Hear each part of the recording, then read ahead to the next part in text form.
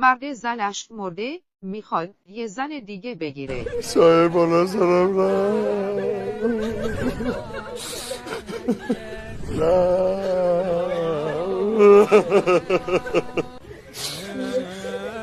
بله بزن.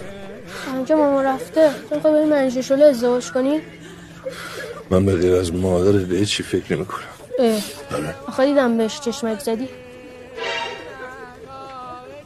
خفه شو بینم برو بینم برو.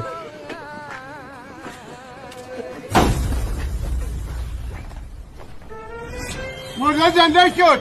مرده زنده شد. چرا زنده شد؟ 3 ماه بعد از اون روز توی صبح سرد زمستون یک سکته سنگین کرد و دوباره مرد. خدا ما همه بیا مرده با همین دستارمونه که من میگم بیا. با همین فرمون بیا بعد بپیس. دیگه تمومه. دیگه تمومه. با همینجا بپیس. دیگه اینو بعد از این تموم.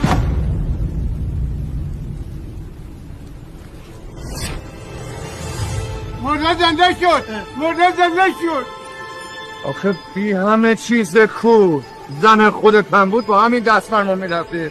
خود چرا نمیپیچی؟ چرا فقط میخوری به این؟ بابام دور از چشم همه شروع به بریدن اون تیر چوبی کرد که احتمالاً با دفعه 3 مرگ مادرم تابوت بهش نخورد. ولی دیگه مادرم نمرد.